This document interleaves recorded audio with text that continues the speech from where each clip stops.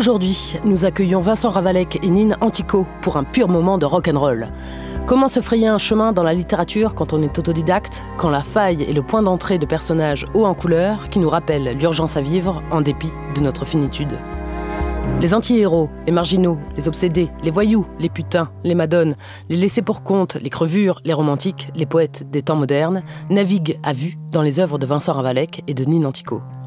Vincent Ravalec imprime sa marque de fabrique avec Cantique de la racaille, publié en 1994 aux éditions Flammarion et pour lequel il reçoit le prix de Flore. S'en suivent, entre autres, des recueils de nouvelles, Un pur moment de rock'n'roll, Les clés du bonheur, Vol de sucette, Recel de bâton, où l'écriture énervée nous plonge dans la cité aux pierres grimaçantes avec des héros en quête d'espoir. Vincent Ravalec a obtenu une bourse du CNL pour Mémoire intime d'un pauvre vieux essayant de survivre dans un monde hostile aux éditions Fayard, publié cette année. Il nous raconte comment échapper à la vieillesse malgré, je cite, le syndrome du vieux flippé.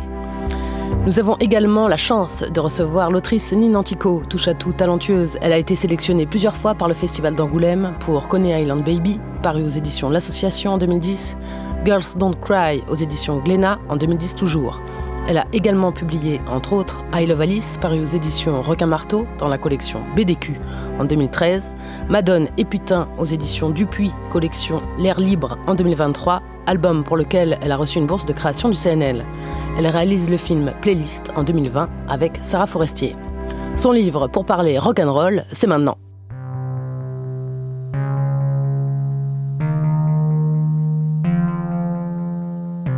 Bonjour Vincent Ravalec. Bonjour.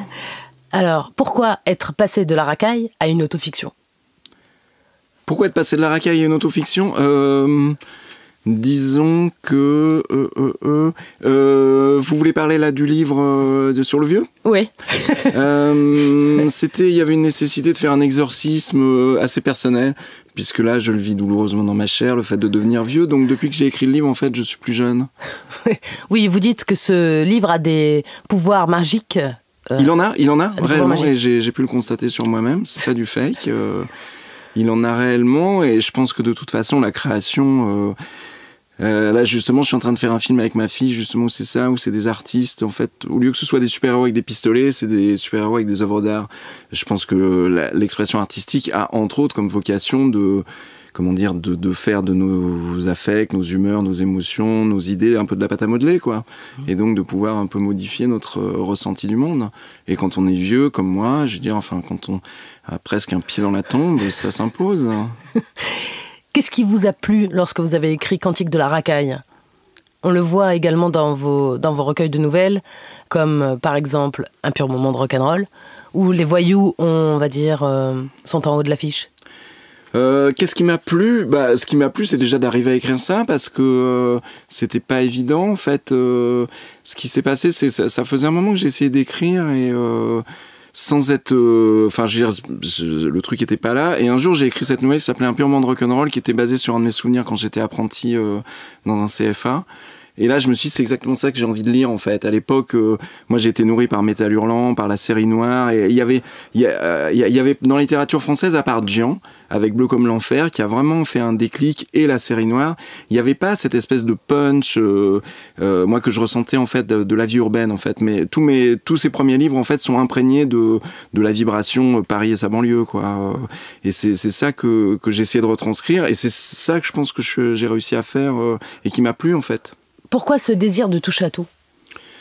Parce que vous êtes également scénariste, réalisateur, vous êtes éditeur. Maintenant, je suis éditeur, ça c'est trop le kiff, ça. Je suis éditeur depuis pas longtemps chez Fayard, voilà. Ça c'est trop top, ça c'est vraiment extraordinaire. Ouais. Alors racontez-nous un peu, Vincent. Disons que au départ, en fait, j'étais technicien dans le cinéma. Parce que je me suis dit, je vais être technicien dans le cinéma parce que je rêvais pas à écrire et en fait d'être cadré dans une équipe et tout. Et du coup, j'ai commencé à écrire et j'étais assistant et je voulais pas vraiment faire du cinéma. Mais en fait, je me suis dit, c'est trop con. Je sais, en fait, ce qui a été le déclic, c'est j'avais une fille avec qui je discutais, mais je lui ai dit oui, là, je vais devenir un grand écrivain, j'arrête d'être assistant réalisateur et tout. Mais elle m'a dit, mais c'est idiot, t'as une compétence, ne la mets pas à la poubelle. Et du coup, je me suis dit, mais c'est vrai. Je veux dire, c'est stupide. Et du coup, je suis devenu réalisateur aussi. J'ai monté ma boîte de prod et de fil en aiguille, à chaque fois qu'il y a un truc artistique que je peux faire, je trouve que c'est tellement l'éclate que je le fais. Alors, je sais pas chanter, mais par exemple, je sais pas dessiner. Bon, là, je sais que tous les dessinateurs me jettent des tomates et tout, mais j'ai fait plein de BD avec l'IA, parce qu'enfin, je peux faire mes propres dessins, parce que je sais pas dessiner. Mais donc, si je pouvais jouer de la musique, je ferais de la musique. Bon, je suis pas musicien, mais j'écris des chansons. Donc, moi, je trouve que enfin, ça a l'air d'être un peu pompeux quand on le dit comme ça. Je trouve que la création, c'est trop génial, quoi. Ouais. On se sent immortel grâce à la création? Ah, alors là, j'ai jamais pensé à ça en ces termes. Pas immortel. Moi, c'est pas comme ça que je le ressentirais. Je pense que là encore, hein, faut pas le prendre comme ça au premier degré. Moi, je me sens de participer. Enfin, comment dire, ça a l'air encore une fois un peu pompeux, mais une espèce de flux de l'univers, quoi. En fait, une espèce d'énergie vitale dans lequel je me sens en complète adéquation, en complète osmose, quoi. Vous dites dans votre dernier livre que écrire pour vous c'est vraiment le moment de kiff ultime, hein, je crois que c'est ce que vous dites, de joie ultime on va dire. Pourquoi l'écriture par rapport à un autre médium par exemple? Bah disons, j'ai le don de l'écriture, j'ai pas le don de la musique. Par exemple, si j'avais le don de la musique, je pense que moi j'aime beaucoup la musique, j'ai pas mal d'amis musiciens, j'adore aller en studio par exemple et voir comment les musiciens se mettent tous ensemble et tous les musiciens avec qui j'ai discuté, ils m'ont dit à un moment donné on décolle tous, quoi. Bon, moi je décolle qu'avec moi-même, c'est déjà pas mal, hein. Mais j'ai vraiment l'impression de quand j'écris je sais pas, de faire vibrer le monde, comme j'ai l'impression comme si je jouais du piano, quoi. Moi j'adore écrire, je cite souvent ça, j'ai souvent entendu Keith Richards dire ça, il dit moi j'aime mes enfants, j'aime ça, mais ce que j'aime le plus c'est jouer de la guitare. Moi je pense que c'est pareil, quoi. Vous dites dans le titre de votre livre Mémoire d'un pauvre vieux essayant de survivre dans un monde hostile, pourquoi le monde serait plus hostile aujourd'hui? Parce que je suis plus vieux, tout simplement. Je veux dire, le monde n'est pas plus hostile. Je veux dire, là, par exemple, on vit des moments tragiques dans l'actualité, mais en vrai, je veux dire, le monde a toujours été terrifiant, quoi. À part peut-être pour la période bénie, comme moi, des boomers qui sont nés après la guerre et qui ont eu cette espèce de monde de paix et de croissance économique où tout le monde a déliré pendant les années 70. Ça n'a pas duré très longtemps, quoi. Là, on est constamment rattrapé par une actualité, mais qui a toujours été présente. Par contre, c'est vrai que quand on est artiste, qui comme moi, on se pique d'être indépendant et de pas faire de concessions, entre guillemets, au système et de toujours en faire un peu qu'à sa tête, moi ça fait 35 ans que je vis de ma production artistique sans faire vraiment gagner de thune à personne, ce qui aujourd'hui n'est pas quand même ce qui est pas top, quoi. Oui, vous parlez du pouvoir des chiffres dans votre livre. C'est le cas, enfin et puis là je le vois maintenant que je suis éditeur, d'ailleurs j'ai totalement viré ma cutie. Je veux dire, les gens qui n'ont pas un potentiel de vente, je n'en veux pas, parce que c'est pas possible. C'est affreux à dire, mais on est dans un système qui est entièrement inféodé à l'économie, donc c'est pour ça que moi en tant qu'artiste indépendant, tout ça vertueux, c'est difficile. Le monde est hostile de plus en plus, ouais. Et du coup vous ne pensez plus que vous êtes un pauvre vieux maintenant? Grâce à ce livre. Je suis pas un riche vieux. Je suis pas un riche vieux, mais disons que je suis un peu moins vieux, ouais, quand même. Ouais. Merci Vincent Ravalec. Nine Antico, bonjour. Bonjour. Merci d'être avec nous. Selon vous, que permet le fait d'être autodidacte? C'est-à-dire de pas avoir eu de jugement de valeur ou de préjugés par rapport à ce qu'il faut faire, ce qu'il faut pas faire. J'ai fait comme je pouvais et comme je voulais, quoi. Quelle est la place de la musique dans vos albums? Alors déjà, je pense que la musique est... Parce que vous avez été rock critique, je tiens à le dire. Non, pas vraiment. C'est-à-dire que je dessinais pendant les concerts et ça faisait vraiment... parce que justement, j'étais incapable de parler de musique alors que je sentais que la musique me touchait profondément, que ça arrivait vers la vingtaine, que vraiment je sente que ça me... Avec Bob Dylan, quoi, de me dire waouh, là ça touche à quelque chose. Et en concert, j'avais envie de dessiner ce qui se passait sur scène parce que j'arrivais pas à exprimer ce que je ressentais. Et c'était ma façon pour moi de partager ce moment-là. Alors, ou avec les groupes que j'allais voir ensuite pour leur montrer mes dessins. Oui, voilà, ça m'abstenait de parler et ça me faisait une rencontre avec eux. Et pour éviter, pour devenir immortel, comme vous disiez tout à l'heure, je pense, pour créer un instant de partage aussi de ce côté-là, je pense, de mon côté coulisses, quoi. Et la musique, moi, c'est ce qui m'a aidée à rentrer dans le dessin, c'est-à-dire finalement, moi, je me suis dévoilée en essayant de de faire rentrer l'émotion de la musique dans le dessin. Je pense que c'est là où je me suis lâchée, en fait. Et maintenant, la musique, dans ce que je fais, dans les bandes dessinées, elle est pas forcément présente tout le temps, mais quand elle y est, c'est en général pour donner un sens, un autre sens, une autre perception à ce qui est que de l'image et de l'écrit, quoi.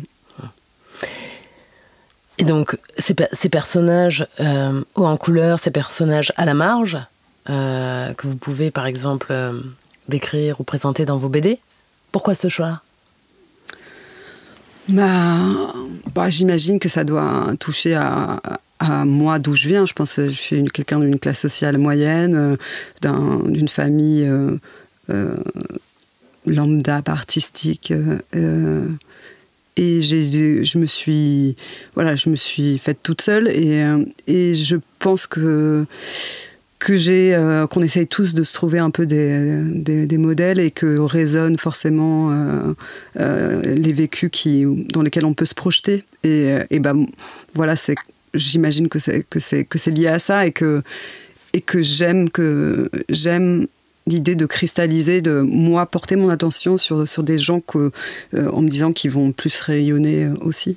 Et vous êtes également passé à la réalisation. Voilà. Comment on fait pour abolir les frontières ? Si frontières, il devait y avoir évidemment, mais comment on s'empare en fait d'un projet et on se dit ok, je vais le mener jusqu'au bout ? Alors là, il y a deux questions.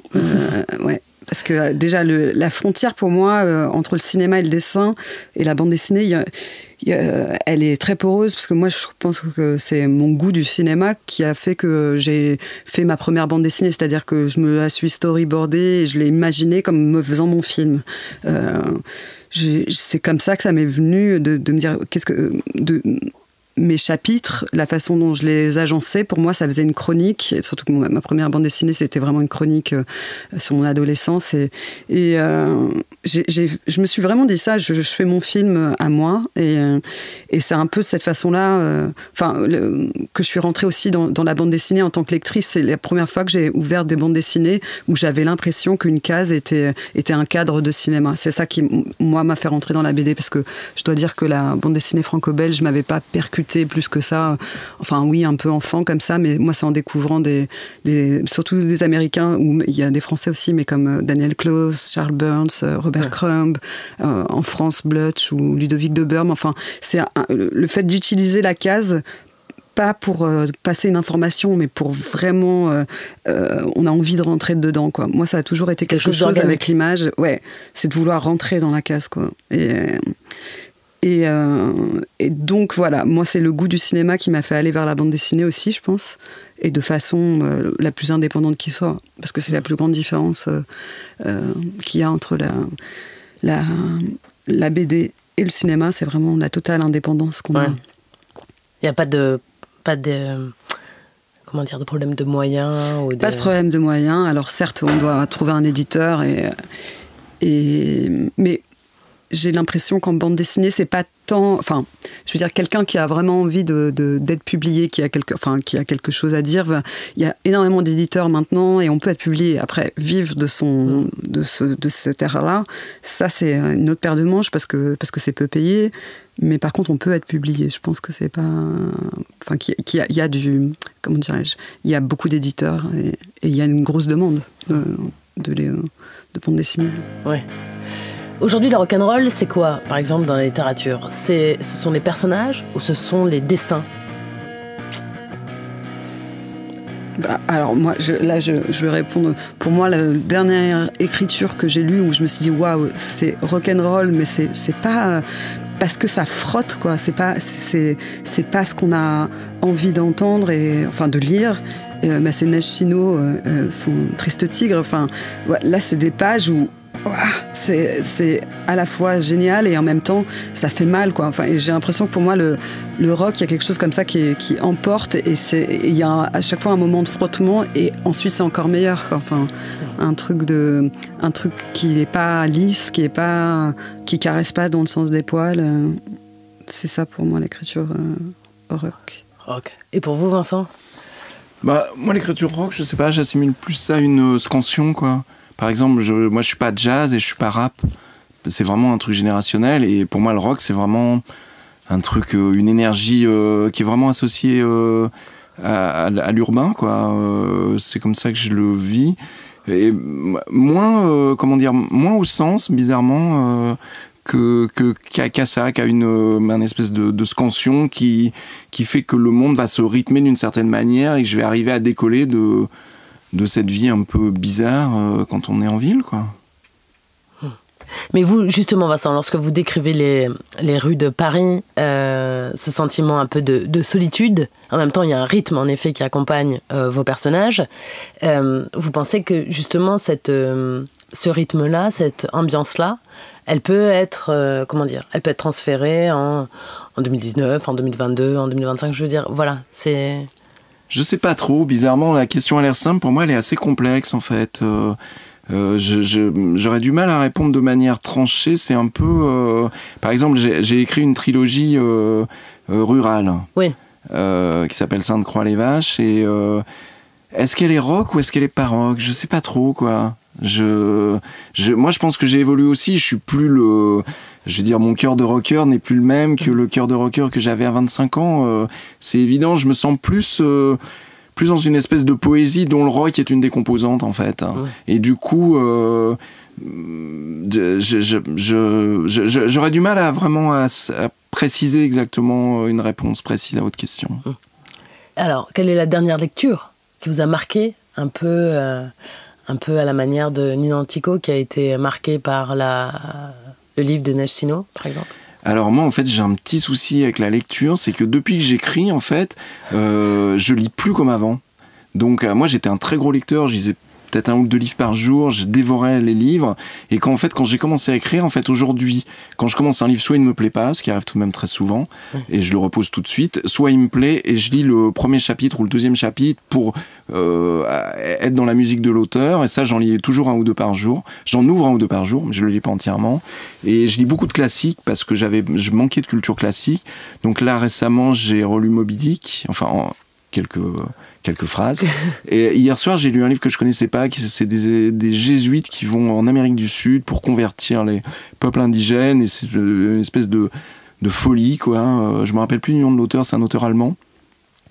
J'ai des livres comme ça tous les jours, mais je sais pas, j'ai l'impression de prendre la création artistique, il y en a tellement, comme une espèce de multitude, et je me nourris.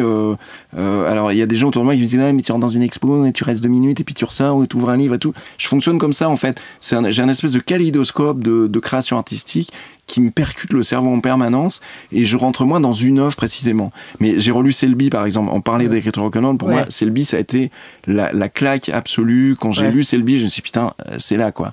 Il parle les histoires que moi je vivais, et j'ai rouvert la geôle il y a 5-6 jours, là, et je me suis dit, putain, le mec, il a tout de même un swing, quoi. C'est... que je trouve vraiment top, quoi. Last Exit for Brooklyn, c'est son œuvre la plus connue parce qu'elle a été adaptée, et c'est un peu la plus facile et tout ça. Mais non, il a fait Requiem for a Dream aussi. Voilà, c'est vraiment une histoire de tox, vraiment. Mais après, il a fait des livres. Il a fait un livre très dur qui s'appelle. Il y en a un qui s'appelle La Geôle et l'autre Le Démon, qui sont peut-être moins publics. Et en fait, entre Last Exit, Le Démon, La Geôle et Requiem for a Dream, c'est des livres pour moi qui m'ont énormément influencé. Ouais. Ok. Vous dites dans votre livre, et ça fait un peu écho à ce que vient de dire Nina Antico, vous faites des films dans votre tête. C'est-à-dire que vous avez peut-être pas des sketchs, mais des séquences, en tous les cas. Vous dites que vous êtes percuté, en effet, souvent par la création, mais aussi par ce qui pourrait arriver, comment envisager le monde, comment ça se passe, en fait. Il y a des images qui surgissent, et après, il y a la nécessité impérieuse, on va dire, de les retranscrire. Dans mon petit cerveau, vous voulez dire ? Oui, tout à fait. Alors en fait, ça a beaucoup évolué avec le temps, parce que au départ, disons, au départ, j'ai été littéraire, moi. Donc là où j'ai eu le déclic, c'est quand je me suis mis à penser le monde en littérature, en mots.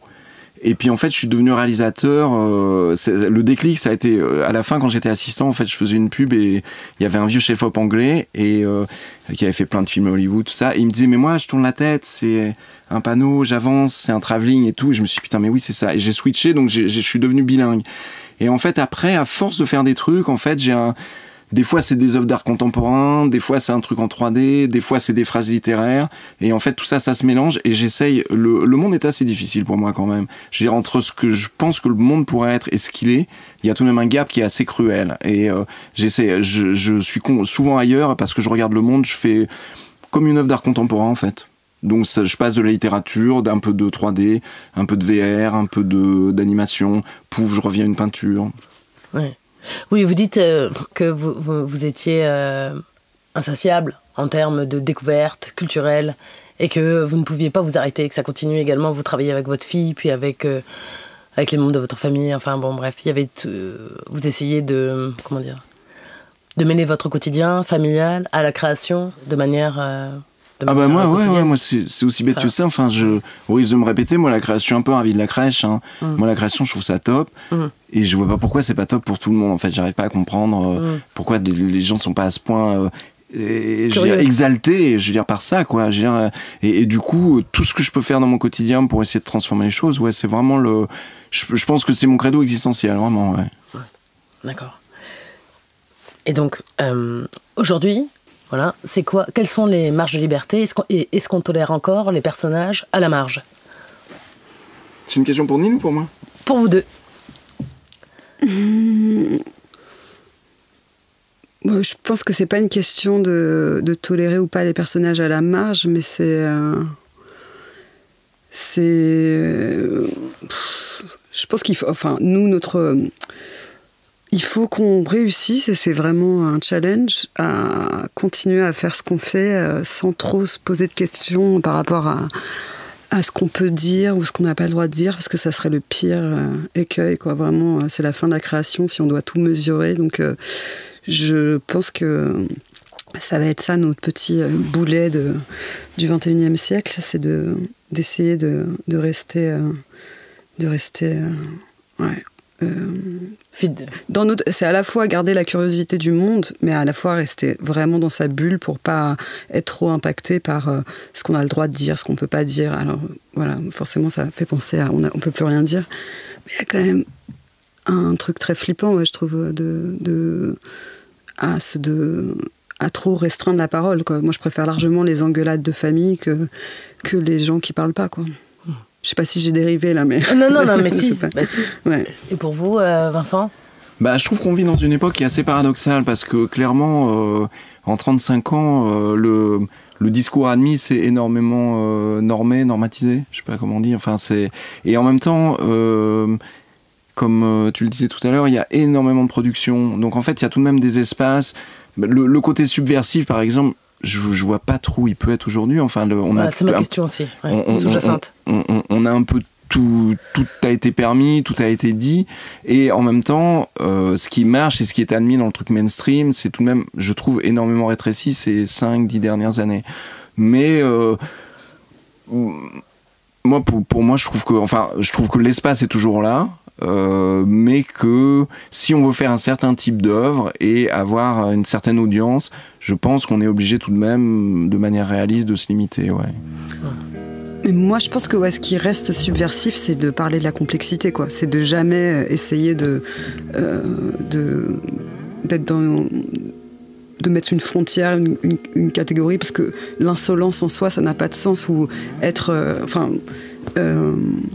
il faut, pour moi, ce qui est subversif, c'est quelque chose qui va s'approcher le plus de l'être humain. Donc c'est avec tous ses travers et ses paradoxes et ses ambiguïtés et son côté dégueulasse, autant que ses moments de grâce, quoi. Donc ça reste subversif, je trouve, quand on a l'impression dans un livre d'être saisi en tant qu'être humain, d'avoir une lumière, un certain angle qu'on n'avait pas vu avant, quoi.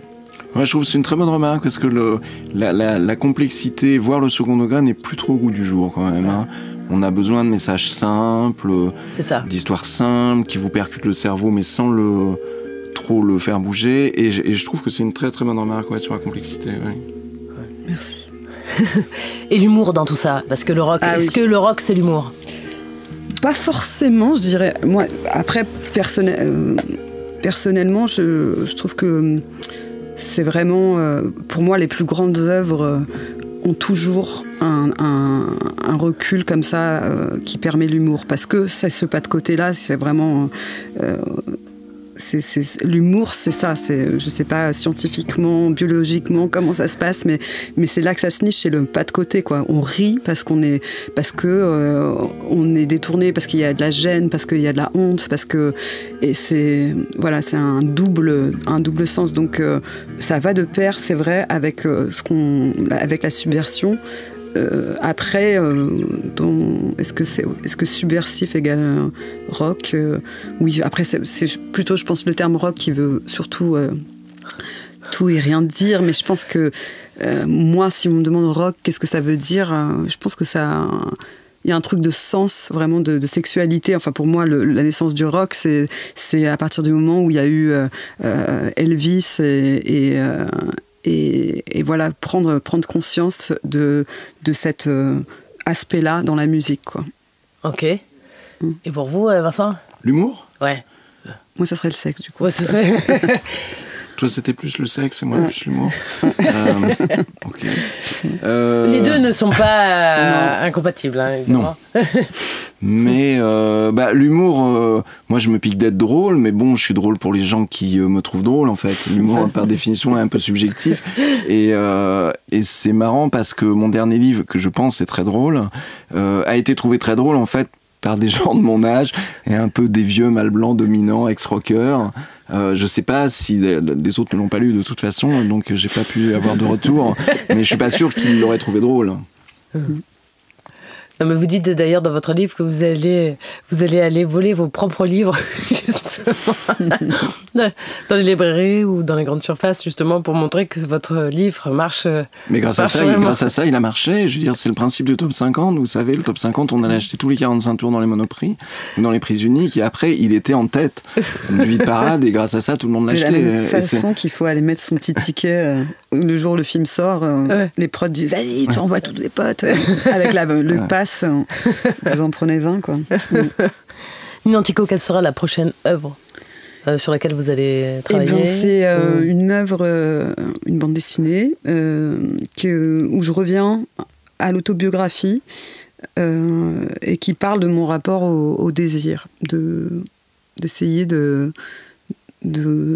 relier comment s'est fait mon attirance, de quoi, alors, plutôt au niveau charnel, amoureux, sexuel, parce que le désir, ça peut être l'art et les fleurs, quoi, mais là c'est pas platonique, disons. Voilà, c'est pas platonique. Voilà.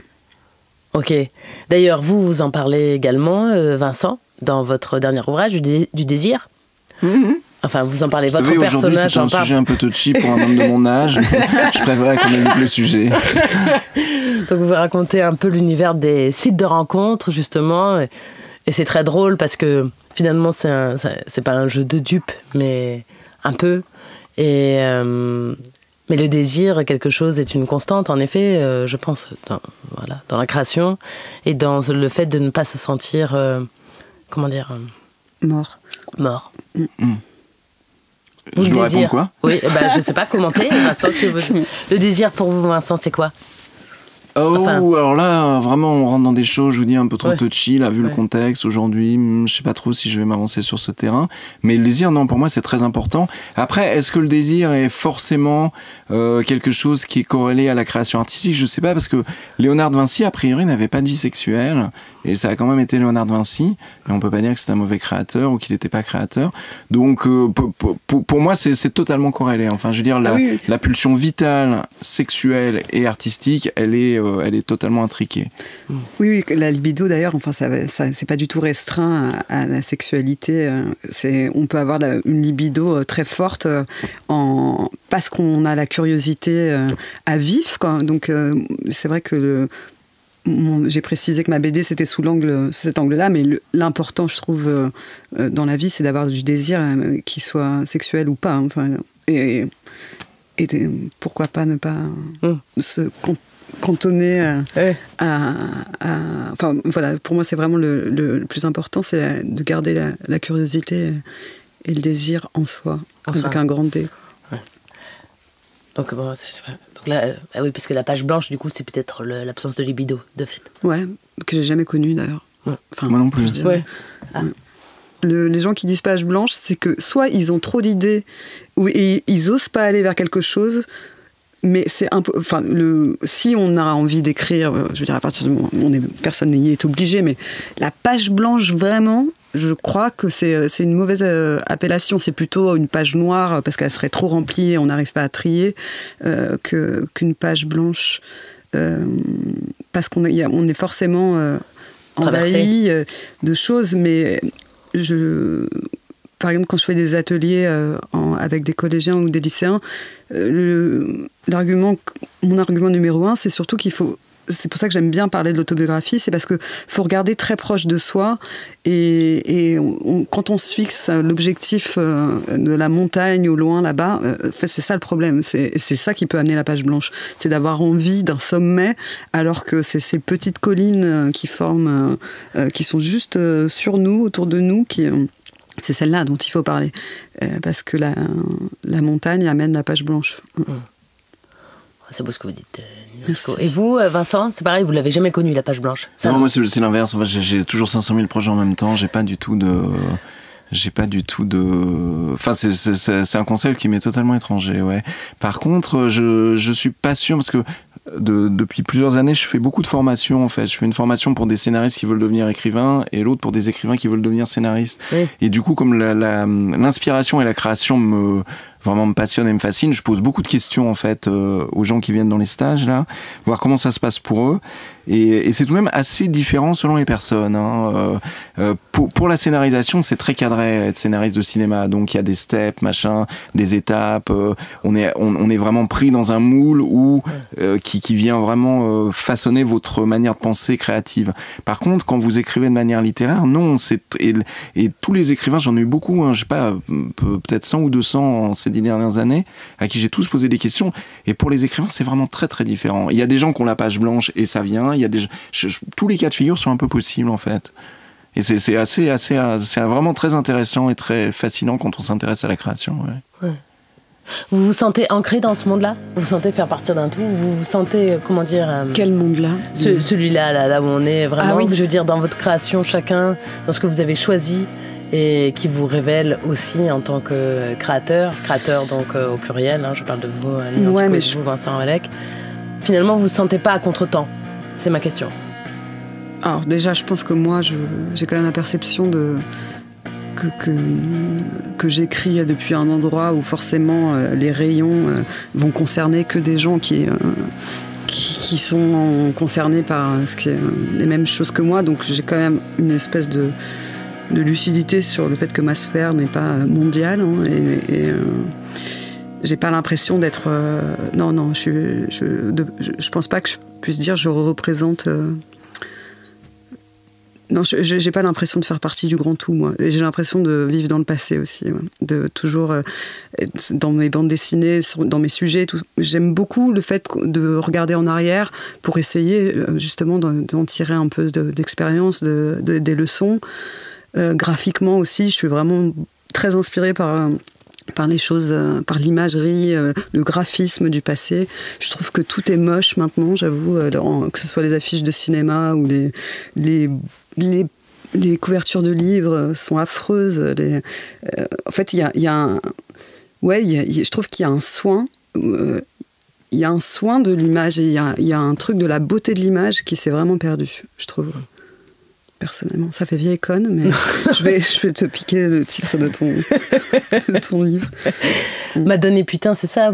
C'est quand même l'histoire de 3 femmes, je crois. C'est 3 destinées. C'est 3 destinées de femmes.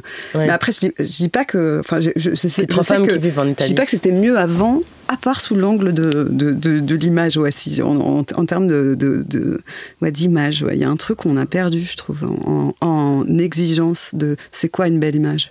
Ouais.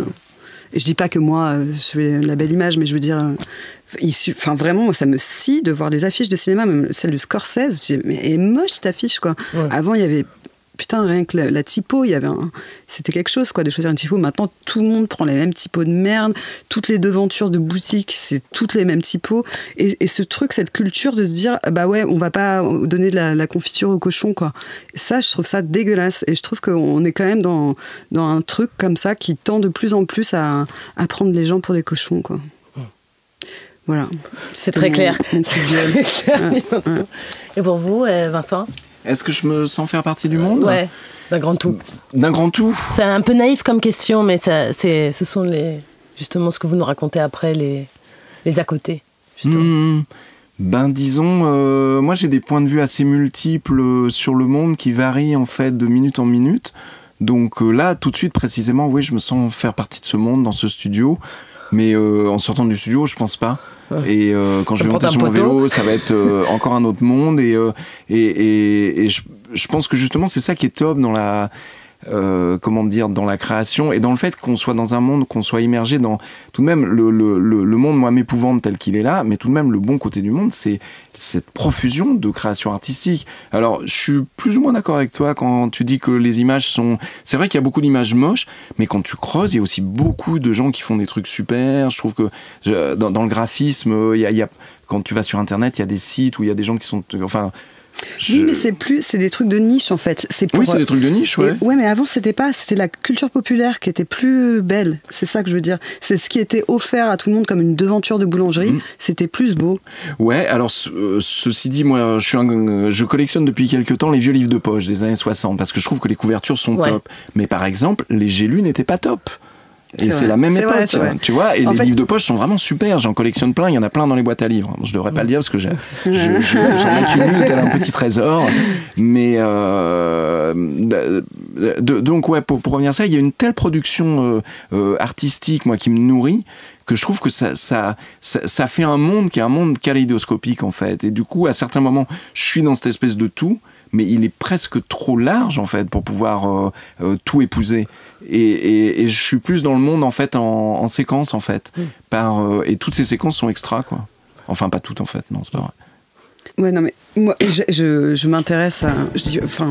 mon envolée là sur le fait de faire partie du monde ou pas, j'essaie de regarder ce que font les artistes, et je me nourris aussi de ça. J'ai besoin de ma nourriture culturelle, donc il y a plein de choses belles qui se font. Hein. Je dis pas du tout que maintenant tout est à foutre en l'air, mais c'est que ouais. Il faut garder un niveau d'exigence, même de manière... Ouais, c'est ça, c'est que je trouve que maintenant, le problème, c'est la segmentation, c'est le fait de dire que ce soit pour Netflix ou quoi, ils créent des catégories et les gens se mélangent pas. Alors, pour un tel, on va donner ça, pour un tel, on va donner ça, et je trouve que, globalement, ça nuit à l'effort de guerre, quoi. Enfin, il y a... À l'effort de la pensée collective. Il y a plus un aspect populaire. Alors, qui dit pop dit populaire, enfin, grand public. Ce qui est grand public, maintenant, est synonyme de médiocrité. Alors que dans les années 80-90 encore, je trouve que c'était pas le cas, que ce soit en cinéma ou sur les autres en littérature. Ouais. Vous travaillez sur quoi, Vincent Ravalec, actuellement ? Écoutez, je travaille sur tellement de choses que je m'en souviens jamais. Là, j'ai deux. Comme maintenant, je suis éditeur. Là, je co-dirige une collection de romans graphiques chez Fayard. Donc, on vient de sortir 2 livres là qui sont sortis la semaine dernière, et il se trouve que les 2, je les ai scénarisés. Et donc, je suis aussi scénariste. Et il y en a un des 2 qu'on a fait aussi en IA avec mon studio avec mes enfants. Donc ça, c'est les 2 trucs qui viennent de sortir. Quels sont les titres ? Alors, il y en a un, c'est adapté c'est Hugo Clément. Donc c'est tout son combat pour la planète et ses reportages et tout. Ça s'appelle Le Théorème du Vaquita. Et l'autre, ça s'appelle Jésus. C'est une biographie de Jésus, rien que ça, qui est vraiment top. Et j'ai découvert Jésus, en fait, que je connaissais mal, je dois dire. Et en fait, Jésus, c'est juste ouf. Et c'est l'adaptation en fait d'une biographie d'un super historien qui s'appelle Jean-Christian Petit-Fils et qui avait fait une grosse biographie de à peu près 800 000 signes. Et en fait, on en a tiré la quintessence et on en a fait en fait vraiment une ligne narrative. C'est en fait un péplum, c'est comme la série Rome, quoi. Ouais. Ce mec était complètement ouf. C'est une époque incroyable, une sauvagerie mais démente. Il se décapite, il se crucifie. Il y a des enjeux politiques, géopolitiques, ethniques, religieux. Et donc toute cette saga, on l'a illustrée en IA. Encore une fois, je m'attends à recevoir des tomates de la part des dessinateurs, mais pour résumer, je pense que c'est un peu un faux problème que l'IA, pour moi, c'est un outil artistique et qui va s'intégrer et qui va se réguler et on va s'en servir comme la photo avec après la peinture. Bref. Et sinon, mes œuvres prochaines qui vont paraître, qu'est-ce que j'ai ? J'ai une longue nouvelle, presque un petit roman qui paraît dans une revue qui s'appelle AOC, qui est une revue numérique qui sort là dans 15 jours. Après, j'ai une nouvelle qui sort dans Métal. Là, on part tourner un film avec ma fille au Japon, dont je suis le scénariste et un petit peu le directeur artistique, même si elle n'aimera pas ce titre. Non, sinon, je fais plein de trucs. J'ai 300 000 projets, ouais, toujours. Ok. Bon, je vous remercie, Nine Antico. Merci, Vincent Ravalec, pour ces moments de rock'n'roll et de réflexion, surtout. De réflexion, surtout de réflexion. C'est profond, d'ailleurs. De réflexion, c'est profond, c'est profond. Merci à vous deux. Merci beaucoup. Vincent Ravalec, c'est parti pour la lecture. À ma décharge, en plus de mon incursion bouleversante sur le dangereux no man's land des sites de rencontres, la vie était dure. Dure et laborieuse, car j'étais un artiste indé. Ce qui était à la fois plaisant, je pouvais m'enorgueillir d'une production abondante et frappée d'originalité, gratifiant. J'étais fier de mes gribouillis et de mes petits films, très enrichissant sur un plan personnel. J'avais pu multiplier les expériences, faire de ma vie un truc marrant et intéressant, mais assez compliqué au quotidien. Rebondir en permanence d'un projet de film à celui d'un livre, d'une série web à une immersion en réalité virtuelle, était exaltant, mais demandait une énergie et une pugnacité sans faille.